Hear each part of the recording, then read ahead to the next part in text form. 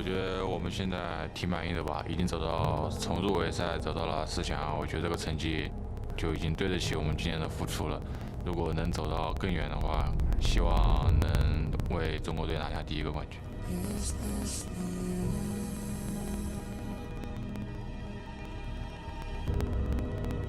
롱주전을 3대 0으로 저희가 이겼을 때 그냥 사람들이 아 맞다 저 삼성이 작년 롤드컵 준우승을 했던 팀이지 그런 생각들을 많이 했을 것 같아요. 잠시 까먹고 있었던 것 같아요. 저희도 그렇고.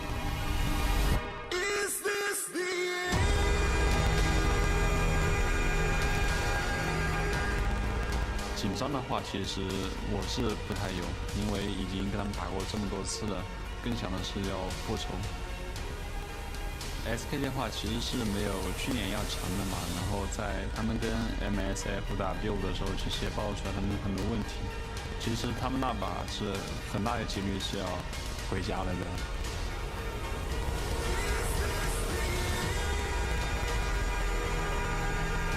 사람들은 저희의 시대가 언제 끝날지 되게 궁금해하는 것 같은데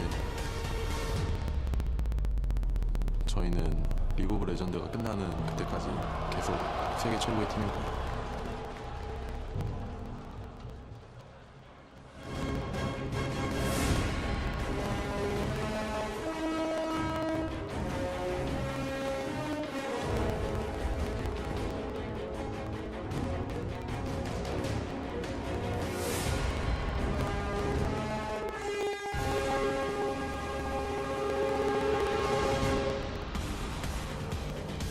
Hello and welcome to the Shanghai Oriental Sports Center, home of World's 2017 semifinals. You might recognize this venue from MSI 2016, where SKT claimed victory and they return once again to win.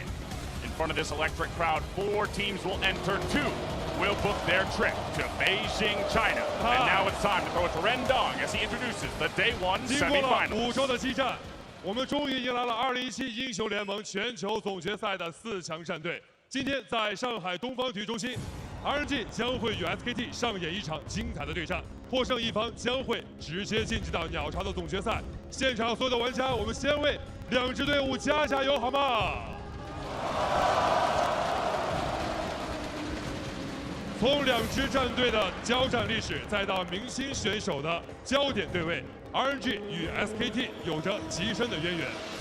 4年前，在洛杉矶的斯台普斯中心。 UCI 首次在全球总决赛的舞台上面对 Faker， 最终通过那场比赛 ，SKT 也拉开了自己冠军王朝的序幕。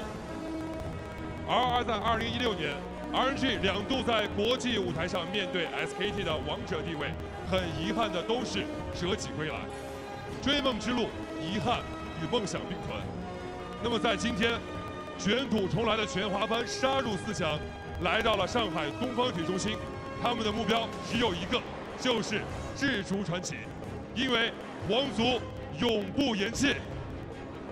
同样，今天在我们的现场还有一位搭档，同样也是今天我的对手，也已经准备就绪了。让我们有请的就是 OGN 怒吼天尊，欢迎我们的 Caster 君。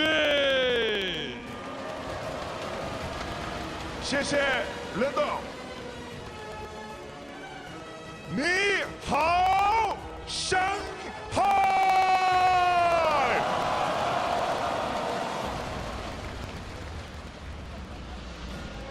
리그 오브 레전드 역사상 가장 오랫동안 정상에 올라선 팀이 있습니다. 그 팀은 지금도 정상입니다. 그 정상의 역사의 시작은 2013년 LPL과 LCK의 맞대결이었습니다.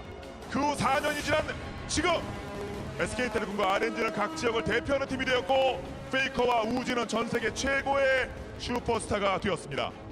SK텔레콤의 힘은 역시 강력한 공기력과 빠른 피드백입니다. 그 힘을 통해서 벌써 수차례 서머너스컵을 들어올렸습니다. 오늘도 SK텔레콤은 RNG를 상대로 멋진 경기를 펼칠 겁니다. 레전드 네버 다이. SK텔레콤은 오늘도 결코 지지 않을 겁니다. 소개합니다. Let's welcome 让我们一起欢迎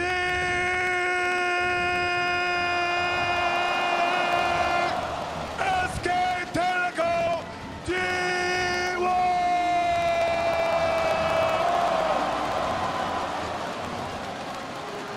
pass from LCK, defending world champion SK Telecom T1. Top laner, Huni.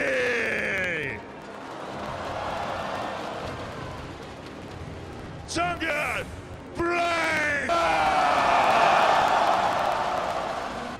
AD carry. 扣前 stop， 攻了 and Peter， 让我们在一起欢迎 SK Telecom T1。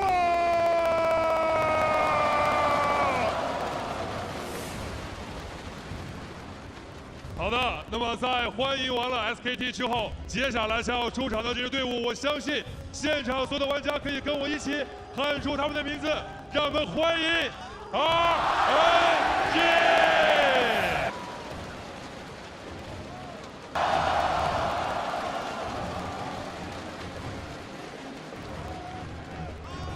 上路 ，Let me。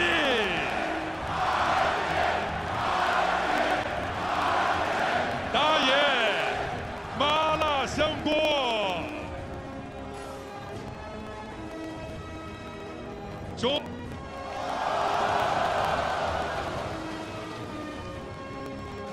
下路 UZI， 同样欢迎他们的教练员 Firefox 峰哥以及替补打野一汉。让我们再一次拿出你们的尖叫和呐喊，欢迎 RNG！ 英雄志主传奇，比赛现在开始！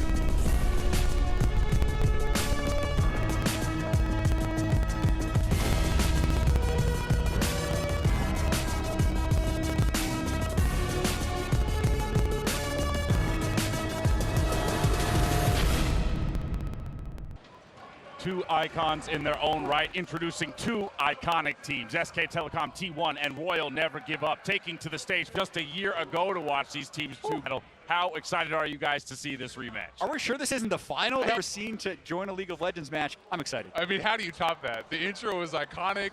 That graphic right there. One of the best one-liners dropped in the opening tease. I mean, there's a ton to talk about. So hello everyone, I'm James Dash alongside Indiana Prosker in black, Joshua Jat Leesman, and Isaac Azale Cummings Bentley. But it's not just us delivering you the next stage of Worlds. We're joined by our partners from the LPL broadcast, Brazil's CB Low, and the crew from LCK. That's just inside this venue. We're also alongside 7 other teams who help bring the action to regions across. Hello everybody. I love to see your pretty faces. Now, to truly appreciate what these teams had to do to get here, let's go ahead and take a look at the knockout stage. Regional powerhouses as Royal Never Give Up, and then tomorrow, Samsung Galaxy and teams for the final spot in the Bird's Nest. And it has been an absolutely insane tournament. Incredible quarterfinals, now coming to these incredible semifinals before us, standing above it all. And we've seen a similar story in 2015 when the LCK played. It's a 6-0 for Korea, but the fans here and the LPL teams want to have a different story this year. Very much. They trail along the way. Here are our best of the red, brought to you by T-Mobile, America's best unlimited network. For our semifinal, and then RNG's Uzi and show introduction, Faker. I mean, who else credible throughout the entire tournament for SKT? He still stands strong as the best player in the world. And everything that you invite this guy to, he wins. The only title he doesn't have right now in his trophy case is the Rift Rivals. MSI, World Championship, IAMs, domestic titles, Faker has it all.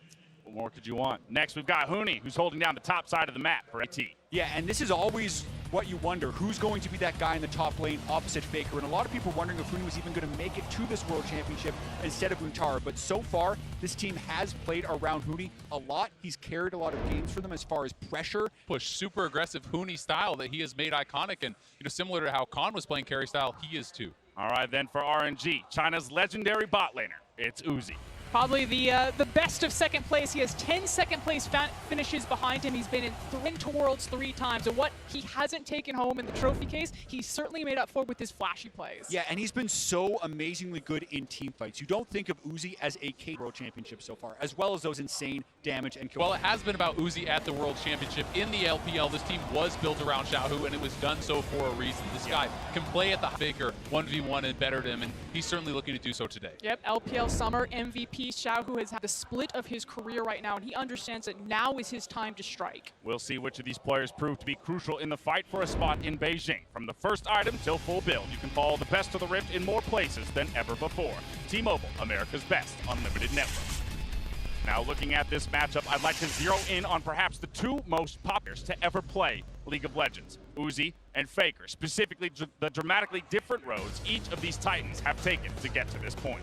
I mean, Faker has been killing it since he first stepped onto the scene. This guy, as you said, Frost, has done it all. 3 world titles, 4 LCK championship, 2 MSI titles. It's just unparalleled, and it's ridiculous that he keeps performing at this level. And you look at how old some of this footage is. He's been doing it for so long with different metas, and he's just consistently been the best. So watching the way Faker consistently meshes with whatever new team comes with him. Credit. Talk about his opponent on the other. But across from him, it was the upset, the defeat of Uzi. This guy has constantly been in the conversation of one of the greatest, if not the greatest AD carry player to ever play the game. And he has consistently been a top performer. So while he's been cursed domestically, he's never taken home a championship. It speaks volumes to his skill that he's still in the conversation about legends. And there's no doubt that he's an incredible player, but I do think there is something to be said for finishing it out, for taking that championship, and it's something he's never been able to do, but is striving for this time at Worlds. And also you look at the LPL as a region now. The last time they were in the finals was Uzi's team. The last time they were in the semifinals. So you see all the goose eggs on the left side of this graphic for Uzi, and then all the titles Faker winning nearly every single time. But this is the year that RNG believes they can do it. All right, well, success seems within bot lane focus this entire World's meta has been. And that's the first red flag that I have to throw for SKT. Koma said it himself in an interview that Bang and Wolf are not performing well. And it's not just the fact that they've been drafting themselves into losing matchups, because that is a portion of it. It's also them individual mistakes. Their 2v2 deaths against a Leona with Fervors, like, yes, it was cool for Ignar to catch them off, but they misplayed that situation terribly. And I think contrasting that to RNG's bottom lane, who I feel like have also been picking losing matchups often, to get them to the team fighting is more reliable than SKT. And that's actually where I feel like this RNG team shines more than anyone else, is how good they are at orchestrating the right late game team fights to win these games from pretty even gold in the late game. You do have to say, though, even when SKT is down, they still find a way to find the miracle team fights. They were 3-1. When I'm from behind, they're always a threat. Yeah, and listen, there's a reason both these teams are here. SKT is 8-3 win-loss at World, able to find the late game team fights. It's a question of who can do it better. All right, well, one other small fact that Blank will be... I was going to throw for SKT is their jungler. It's kind of been majority of the games, and he's kind of setting up safety nets. It's not the big, flashy rocks peanut that we remember him. Now, Blank has had a bit more success, but where his attention is focused is between the mid and the top lane. It's not going down to the bot lane, whereas on the other side, Imlich... Personally think this shows that SKT is super pushed. We've seen Blank as Bengi thrive in this situation where he's the one starting every single series. He has been by far the better of the two, and I think they're not starting Peanut because he has been so bad this World. All right, well, with those factors in mind, do you think RNG can do it? Can they keep SKT from fighting World title? Frosker, we're going to start with you. Okay, I'm going to be bold, and I am going RNG. Now, that said, it is definitely an upset, but I cannot keep looking at Rome on fire and just ignoring all of the smoke signals. Like, SKT, this is the overlooked. I think this is the strongest that RNG have ever looked. They like to rely on Huni split push. Guess what? Domestically, RNG are the best 1-3-1 team in the LPL. So T are strong, RNG are better, and they end the dynasty today. And Dash, earlier this week on The Dive, I predicted SKT for a 3-2 because of their dynasty and because of how clutch I feel like they are. But in the last 4 days, since I've been watching more odds and looking at more stats, there's too much stuff for me to ignore in this Worlds where I feel like RNG can be a better late game team fighting team. And even an SKT, I feel like, has to win early if they are to win this series against them. So it's still an incredibly close series, but I have to give the edge to RNG here. I'm going to say 3-1. 2 votes against the defending world champions. Isaiah, what are you thinking? I hate to be the spoiler here, but I think history is going to repeat itself. I do think SKT can hold up in the late game team fights, and this is a team, when I think of one word, I think of clutch. They're 7-0 in World's history in elimination games. They are 9-0 in best of 5s at Worlds all time. This team is the back-to-back world champion for a reason, and I believe they're... SKT are so dominant, but I cannot stand behind the same excuse that every single analyst is throwing out. Well, can't bet against SKT. Well, any other team... Every single analyst. I'm the only one voting for SKT here. Listen, I just like to point that out. All of us do say you can't bet against SKT, and my gut tells me not to do this, and it'll feel awful to me if SKT wins based on the prediction itself. If they win, I think it's incredibly impressive, and I think the fact that there are so many red flags, that if they do win, it's all the more impressive that they're able to consistently overcome, because the big thing that can change, and that we can't... How the series shakes out, but before we send it to Freak, Papa Smithy and Kobe, Hooney shares his thoughts on what a win over a Chinese team would mean today. 4강에서 이제 한국과 중국이 만나게 되는데 저번에도 약간 제가 유럽에 있을 때 이제 그때도 4강이 유럽 대 한국이었는데 약간 좀 대패를 했어요. 그래서 이번에는 대승을 좀 거뒀으면 하는 있네. 그때 아쉬움이 계속 남아서 이번에도 그렇게 쉽게 무너지고 싶지 않고 정말 중요한 자리라는 걸 알아서 그리고 또 리프트 라이벌즈에서 중국이 1등 하기도 했고 그걸 정말 복수하고 싶어서 이 자리에 온 거기 때문에. Hello everyone and welcome to the caster desk. My name is David Freak Turley. I am beyond excited and beyond honored to be here to cast the semifinal match alongside 2 wonderful esteemed analysts, Sam Kobe Hartman-Kensler and Chris Papa Smithy Smith. How you guys doing? I mean, you always say we're excited during live events, and it's true, but this match is truly arena with the Chinese crowd, with an all-Chinese team up there attempting to take down the... The pregame was amazing, and yet I still feel there's so much that it is Uzi on your screen. But the fact that they kind of started around on largely when it comes to the truth, today we get another answer, another level in that particular story.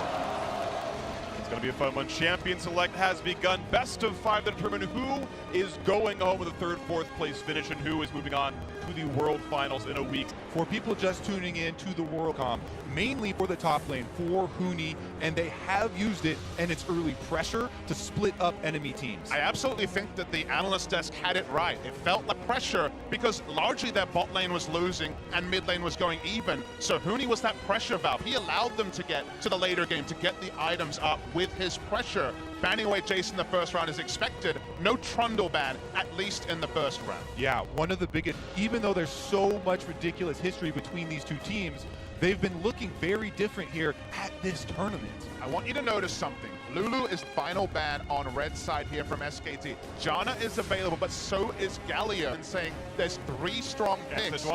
And Sejuani being up 2 of meta picks available. Plus, you need to take into the account that Royal to the Janna B. But the duo power wasn't on display in quarterfinals because it was never available at the same time. Also, with teams having more practice and more time to prepare against the early sieging strategy like that, that doesn't have an outlet valve for the late game, you have to be much knocking down towers in a similar fashion, and the Galio has actually put a stop to a lot of those choices. The bans here are so interesting. The Gragas ban in particular is targeted towards blank. Neither assess on the Gragas this taunt, and with Caitlyn left up, RNG with this pick and ban so far is saying, we're taking it late. We're not going to try and emulate Misfit Fizz Sejuani. We're ready to go late game, and they don't feel like SKT can close, so they're happy to go the biggest scaling duo of Twitch and John. And as we said, Royal Never Give Up have shown different strategies before, but at this tournament, it has been them looking so much more controlled than ever before in the past, and playing to those late game team fights in RNG side, but SK Telecom have learned from it. See the extra scaling, and they add on a variable that RNG may not have expected. They considered the Rakan by far the more normal of supports, an engaged support that can take the Ardent Sensor. SKT look like they're opting out of Ardent Sensor in game 1. The ode to Ignar starts right now. SK Telecom with the first piece of Galio makes it very easy for them to craft a strategy down the bottom lane. Galio is the most important, where he could join super early on and provide that front line. You want to crank pick. You never want to blitz own in the side lane. And so now it's up to RNG to realize what exactly is SKT's strategy. Are they still slaves to Ardent Sense, or is it the Ivern, Nidalee, the sensor users in the jungle role, or maybe a Karma mid like we saw out of some of the European teams as well? Or are they bucking the trend entirely, as we saw in their Game 5 victory in the quarters? I mean, Blank has never played a professional game on the Ivern. A couple from Peanut, never from Blank. So already surprising. And Nidalee banned as well. Yep. So RNG is saying no Ardent Sensor from the jungle, largely no Ardent Sensor from anyway. Very poor, but I did see in Huni's solo queue. Plus, it could be a top lane Galio and a Karma in mid lane. So if they really had to dig deep for an Ardent Sensor, that pick would be available. However, it would seem like they would have a lot lacking in damage. With this profile, they've already locked in the Zac. There is an insane amount of backline dive on SKT. Zac goes in, Galio joins him. Maybe it is enough to reset Galio. That was why I was surprised that Galio was prized over Janna. But when you add in other initiation options, that's just not enough. Janna cannot peel everyone away. In addition to the fact that Blank himself starting here is an abnormality for SK Telecom at this tournament, and he has played Zac versus MLXG in the past successfully as well. So we'll see if they can pull it off again with the Malzahar answer though into the Galio. We have another switch. And I don't even know which lane it's going to just yet. If it's mid or top, of course, top is should still. You've got to wait to see. There's ways to get on that trench. SKT can have the biggest disaster in bot lane for the Twitch, because suddenly every member of their team can impact bottom in an instant, just with the Gangplank ultimate into the rest of what they're doing. This is also the clearest win condition draft we've seen at all worlds. It's engage mid-game from SKT with some late-game options against RNG with scaling everywhere. We have talked so much disputed on it so far this tournament. It's up to SKT to upset that game plan. Really excited to see the favorites coming in and turning it around. The Gangplank, I'm almost certain the first Gangplank of World so far, bringing that one there. And I was wondering, like, when are we going to see more carry tops to fight against? But against Galio in the mid lane, because Fawn on KT Rolster had shown that was a semi-counter pick Galio. Remember that Gangplank can often be turret dive. Galio can also try to relieve pressure there. So SKT really have a robust... As you said, diving in the early game, it often comes down to jungler presence. And usually we're talking about Zac has to scale up, you know, doesn't have a very offensive look early on. Sejuani actually is a champion that can look for a level 3. We are on to the Rift. The semifinals of the 2017 League of Legends World Championship begin right now. Royal Never High versus the defending world champions of SK Telecom T1 from South Korea. An innovation down the line for SKT. Let us set the stage, because all of these matchups are start with the mid lane. Faker on Galio again. We saw this tournament. He was on this being ganking before level 6 with the roam and not getting behind in farm at all. Uzi himself with an ode to that point. Makes a visit to the mid lane. They get some damage on the face, forced to run right out of mid lane, and it's now too late to recall. He burns one of his 2 refill potion stacks before. And the offensive vision here to complement the invade, but the matchups are really interesting. We've seen it once before at Worlds. Caps was playing it against Xiaohu on the day, I believe it was there. It's a scaling matchup in the late game. What this means for RNG, that the front line is vulnerable, whoever it is. Galio gets Malzahar altered with the percentage damage. It allows RNG to play how we call front to back. They can focus on the front line. Between Malzahar and Twitch, you can shred a frontliner from SKT. Now, shred is always a situational word, but given Galio, you actually do shred in the late game with how much percentage damage the Malzahar can do. There are going to be some situational difficulties. Of course, Huni with the Origins can break out of Nether Grasp for free, doesn't have to buy Quicksilver Sash ever. And Faker and the gold values here, they can be invincible even to a high damage made like Malzahar. And that will bring us down to the bottom lane, my friends, because once those solo lanes do hit level 6, we talk rank pick. So the Gangplank ultimate, while it can be used defensively for his own lane to clear out minion waves if he's getting pressure, can also be used offensively bottom lane in combination if Faker wants to get down there with the Galio. So that will be a close eye. We'll have to pay attention down here to Bang and Wolf and how they do play this early game. And it's going to be really cathartic for Wolf to be on the other foot, because consider, he was actually playing the Taric to the Blitzcrank coming through from Ignar, getting hooked at level 1, allowing him to be a playmaker again, has to feel good. Well, you talk about the Hadn't skilled it. You're very squishy on the gangplank too early for the Galio to bail him out. Big first play for RNG. Once again, it is LMHT to make the first move, but bottom lane they find a hook. Good damage on half HP, but now they're out of cooldowns, and so Wolf goes down to half HP. The difficulty of all-inning when you don't have damage to pick up the hook, you put in a shield and Uzi's got damage. Ming and Co doing a good job in that 2-on-2, though they are down farm right now. Yeah, no big purchase for Huni. Started Sapphire Crystal, wanted a first item at Worlds, so the trades are always going to be a bit new. It's fresh on stage. This was perfect. And a lot of the big into Shen that we were talking about in Champ Select, you'll come through with, yes, armor penetration and being able to use the orange to exit C combinations, but that's why we highlighted the power of Sejuani going for a level 3 possibility of a gank, finding it there, the ability up. I mean, the lane, if the gangplank is left to his own device in a true 1v1 with Blank providing coverage, then it's great, but Blank's on the Zac. You want to opt out of skirmishes early. You're not likely to be putting down defensive wards, killing the Scuttle Crab in the face of the Sejuani. You lose a trade if you use your E and you can't get out. So that was smart from MLXG to buck the trend of this tournament where he's been passive, to be a lot more aggressive. And speaking of aggression, the flash and chase for Faker. They have the damage, knocks him back. One more shot will do him in. Doesn't need any ability power. Faker gets him down 1-1 so far in the game. Blank walking out cleanly. Level 4 on Zac has the extra point in the elastic slingshot and comes to Faker's lane, the one with the pressure. As he's pushing Xiaohu under the turret, you can see there wasn't even any hesitation in Faker answering Xiaohu's flash there with his own taunt, because of the fact that Blank already has the Q attached to him, and now Faker is on the prowl. Well, as Flash, he can land one. Uzi turns invisible. Ming goes for the stop and doesn't choose to. we take a deep breath. That gank doesn't come off, but SKT have paid back in kind. We wondered why Blank was playing game 1 and it wasn't Peanut. Remember, this is world skin Blank on his own Zac skin. He is the Zac player of this team, even though Peanut has played it before. He makes the work. You can see his record here. This is actually the first time since Peanut joined SKT that Blank has why. Why now? Why not sit back?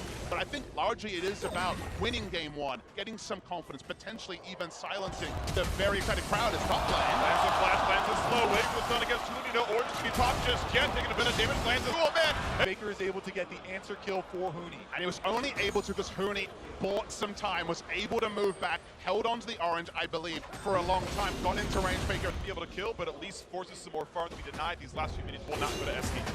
And again, let's pull it back, because jungle ganks are exciting. Well, take another look at this one. First, as MLXG walks in, Huni's going to save his orange for the top, but immediately he gets slowed back up. You can see Faker also so no ability for him to escape, a 1-for-1 overall. Blank keeping up the pressure here as he invades with Zac. He is level 6, but MLXG has Smite and should be able to get it himself. Now, matchup. SK Telecom, we talk about those double globals. Faker, with the extra experience, diving that turret, was able to get to level 6 so quickly that he was there before he was able to transfer some of that power up to Huni, the lane that's getting... Because MLXG, nice knock up there, waiting for the hook as well. Here comes Shen to rejoin the fight as Blank brings it back in towards the team. Faker and Xiao in a 1v1 as well. When they split, Blank get up flawless. He's going to get his health bar dropped to 0 as the chase continues. A quick stun on towards Wolf as they still knock down that kill. Ooh, sheepishly, he looks as MLXG gets RNG's 4th kill of the game. The ward here, and 3 members... Oh, the tornado locks over pin to flash it away. The ulti out of Huni should be enough to buy some time, and yes, Bank stays in, but a flash down. Huni had held on to his ultimate during the Inbowl, as this is a very long cooldown, and you need every single extra one in these global plays, but he ends up burning it in the end here as Bang is trying to escape. They don't have the damage to take down the Sejuani. Faker slows Xiaohu down, and he holds onto the ult, so they know they can confirm a second kill. And RNG were looking to use the Shen ultimate. Letme did not have his teleport to get back to the lane instantly, so he did lose out on a bit of minions as Huni tried to push it in. Do have their teleports available without the global abilities. And we just saw the tail end of SKT continuing to try to answer back every time RNG wins a fight. You saw Blank and Wolf in the mid lane. They forced Xiaohu out. He did escape, but that was another attempt by SKT to get kills back. But answering is a dirty word for SKT with this drop. This drop is not about answers. In the late game, RNG have the answering drop. This is a proactive drop. SKT are supposed to be posing questions. That's why in the early game, but they find themselves in a discrepancy to a team that outscales them pretty heavily in team fights. So the moment that we see so many more proactive plays working for RNG, all the proactive plays for SKT fail, that's actually very worrying for SKT fans. You see, of course, he does have 1 kill as the Fog says, okay, our red buff's still up, we're okay.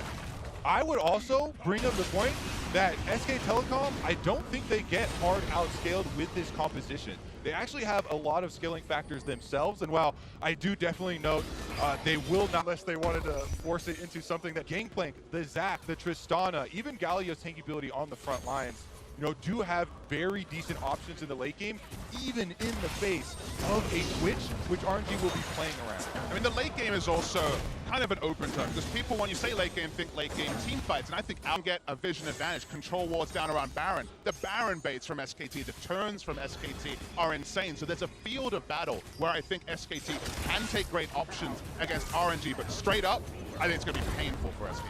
There we go. Maybe for Bang, your bot lane. It's going to be a bit of slow spin out of MLXG. Won't still flash. It does not have an escape path. It's going to be the ultimate to land the first stun, but no chase yet because the Gangplank ultimate. The knockup is here, and now Faker in the fight as well. Will he get anything for himself? He's plus the shield back in, still looking at Wolf, but also an MLXG. Forced to flash away. Let's bounce, gets nothing. Faker still looks like he's got another taunt in for Faker, but one more shot from Uzi.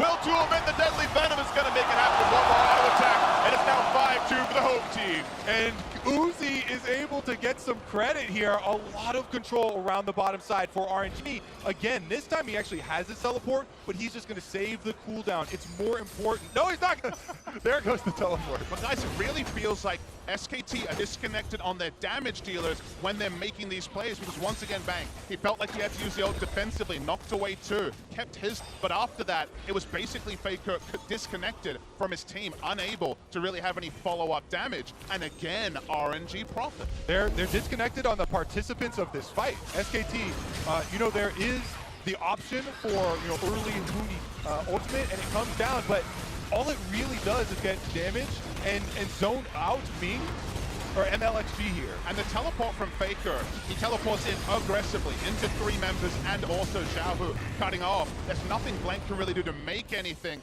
There's no chance that Gangplank is going to be a big factor. He has teleport up, he knows not to use it. The ult was his full contribution. We're not on the same page in that skirmish.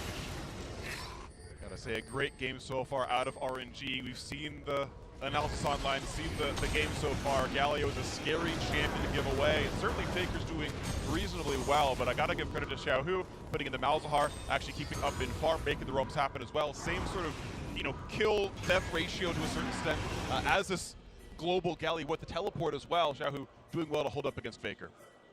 Let him work around and more involve Huni in their mid-game plan here. He's got his Trinity Force now on the Gangplank, and they haven't really yet been able to successfully use the combination of globals. Faker, meanwhile, is under attack with Faker still very tanky. Blank looking to bring 2 back into the turret. Here comes the re-engage, and they're going to find the double knockup. Is there enough damage to be dealt? Not just yet, because Uzi is in, and he splits spin up blob. Let's turn him across. Put the hook into the turret. Is there enough for Uzi? Not just yet. The barrier's up, but now shooting at those blobs. Nice TV for Huni. Will keep Blank alive to jump back to safety. Nothing for nothing, but a lot of ultimate burn. Continued defense here for SKT as they expend ultimates and summoner spells, and the roam here from bottom lane as well to try and stabilize. But still, with just the nature of Zac, for now, Huni's been a non-factor, but the non-factor has farmed himself. Of the biggest factors, and I know I wanted to jump in, you mentioned it, and I was like, it's my turn to shine. Honestly, you talk about team fight power, but RNG could win that, but you talk about X factors.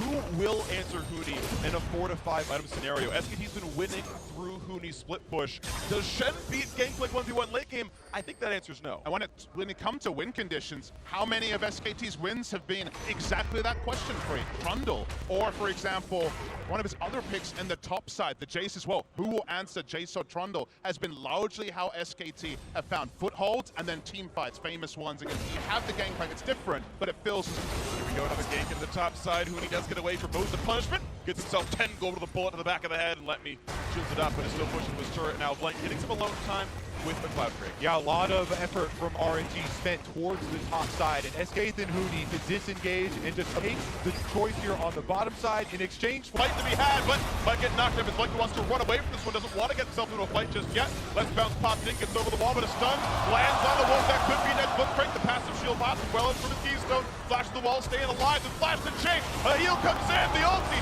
Sarsal from across the line, someone there's the ultimate, and that will be bang silence as the next kill, the next chase coming across. They will not yet get Blank, but a 2 for 0. You see he's feeling it, going almost almost into the base to pick up the next kill. I love the target selection from Xiaohu, but so often he's where he needs to be, even against a mid laner who will roam first, and his target selection was the big thing. Exactly. RNG station on the focus around bottom lane. Continued Shen ultimates coming in to punish these attempts from SKT. Uzi seriously on the Twitch, knowing that he has Shen ready to arrive. From there, it looks like SKT will largely get out. Maybe Wolf will be the sacrifice, using Let's Bounce just to jump away. But Wolf has a big enough shield from Courage the Colossus and his passive. He thinks he can live. Knows that Xiaohu is in range to ult many times. He holds on to it until the perfect moment. Uses his ghost very often here in these bottom lane skirmishes. Yes, he doesn't have a global as Malzahar to get down there, but the ghost is such a low cooldown summoner spell, and he's been using it so frequently that he has been able to be a huge factor in those plays. Absolutely. The back end of the replay saw 2 flashes and a heal, not amount to the kill on Blink, but I want to point out that the Hootie split push got first turret gold. Generally, first turret plus a Drake worth 2 kills themselves. Right, I think SKT went pretty equal in that last fight. Map wide, if you consider that one. Now a fight in the bot side. They've hooked in Let Me, but he's very tanky on the Shen. Looking to survive, but getting slowed down. Blink, adding more crowd control, but no damage to be had. However, still a way should have forced reactive plays. This is the first successful one, where SKT do actually get an objective lead and will answer with, at minimum, the turret and bot lane. They'd love more, but Let Me's pretty slippery.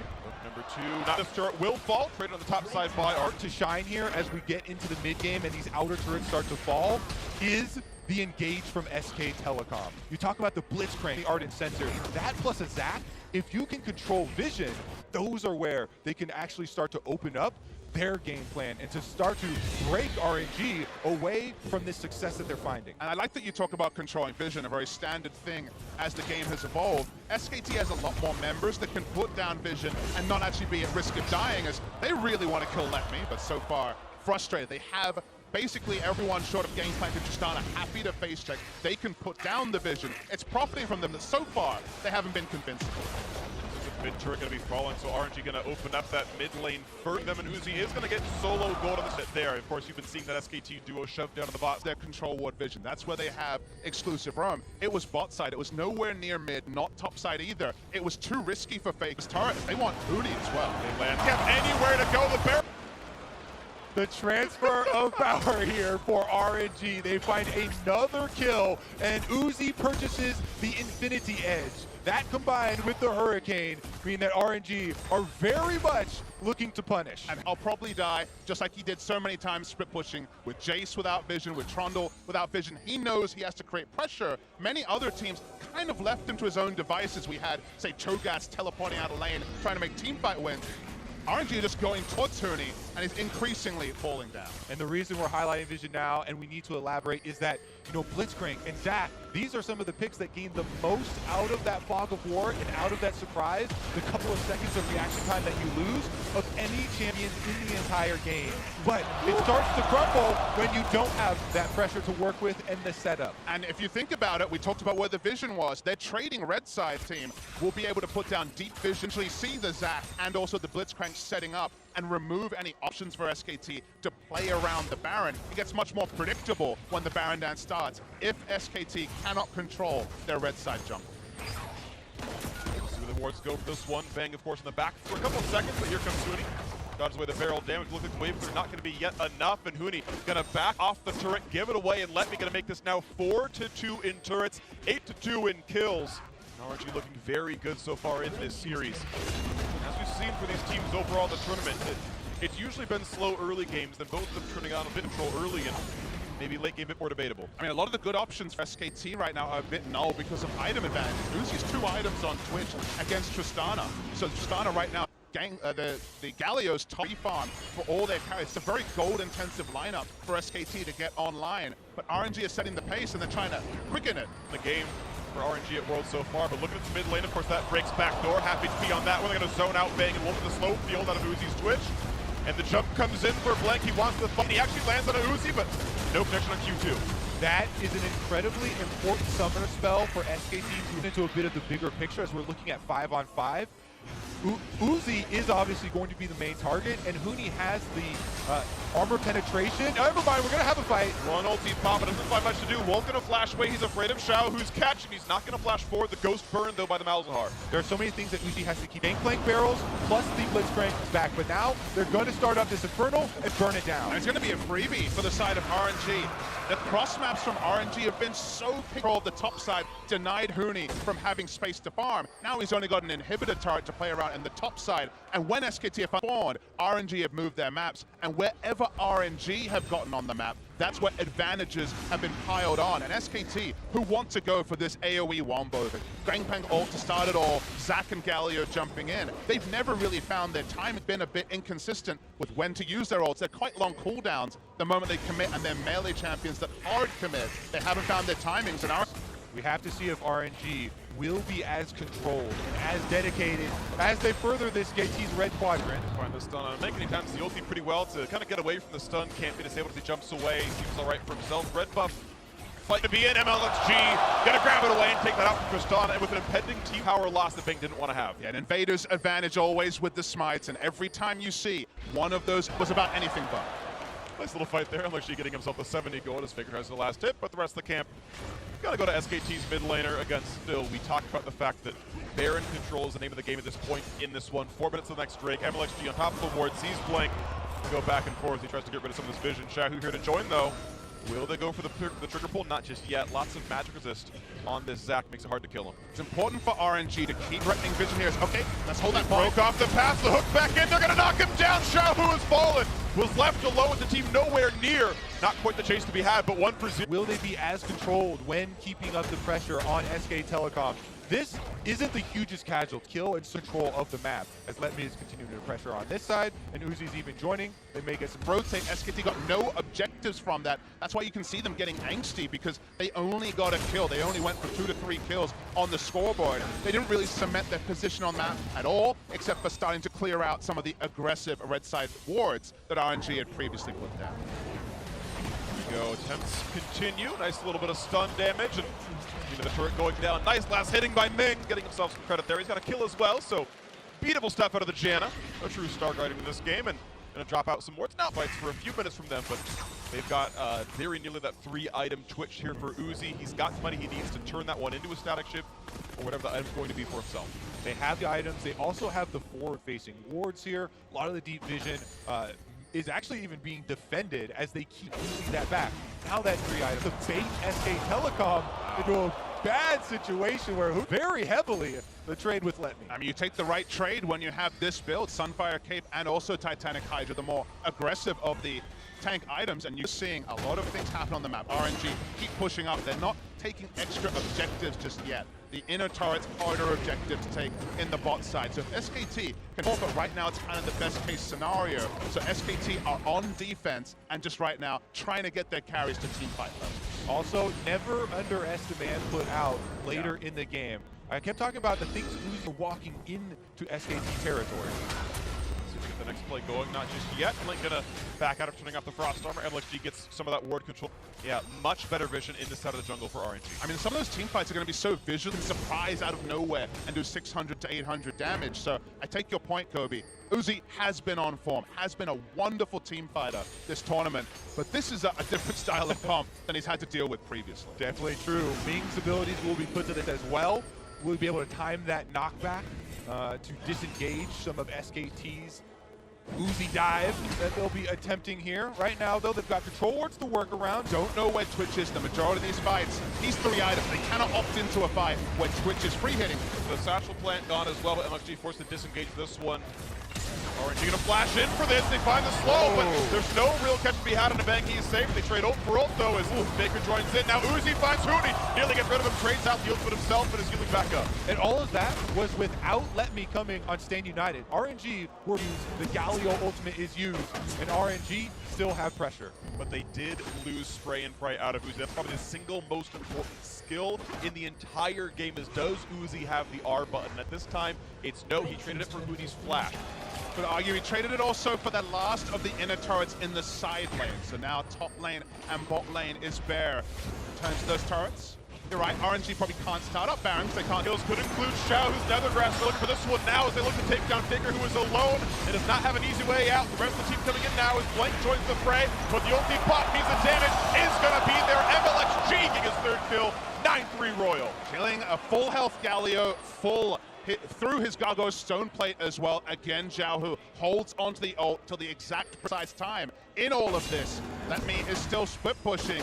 SKT are torn over whether to fight topside, cement their vision around Baron, or try to stop this split push. There's only bad options for SKT. Damage on the When you look at the barrel, Light wins it this time as the Shen. He's going to be able to kite away from easy barrel chains here. Fakers have TP plus his ultimate. He can get back to those fights when he responds. Exactly. That's why RNG have to, again, be controlled in pressuring their advantage here. Because SKT still has... You see MLXG looking like he's playing for vision control, not yet starting the Baron, but of course already on the half HP. Redemption meant to buy some time to try to knock out Blank. The stun is there, but he's not done in time to block this. The ulti from Ming! That's gonna secure no flashes in, but still that's not killed though! As Uzi has dropped the fight, re-engaged. One's gonna drop 4v4. Booney on the chase. He lands the barrel. Xiao, whose days are numbered, and they're gonna trade 1 for 1. Current health bars being a 3 versus 3 on the map. The ulti coming in for Faker, gonna keep Blank alive a bit longer. MLXG to re-engage, only gets the cell to vision though. And he's gonna get his health right back up and multiply it a little bit longer. Let me over the wall. No, the AoE comes in time. MLXG aims at the bloblets, and now Faker in 1v2. Let me hear the taunt. Blocks out the just punch as well. The stun's gonna land as well when they need it to buy a bit more time. He has seen an award. There's no more chase. The support here from Bang coming in. He's going to buy Faker a ticket out of that fight. But RNG do not care. They got the Baron, and they got several kills here in the crazy aftermath. Let's take another look at how it all... Remember on Zakia, multiple ways to get the pitch. Not just the E or the flash. You have ult as well. It's in with the flash in smite range. First smite needed at the start.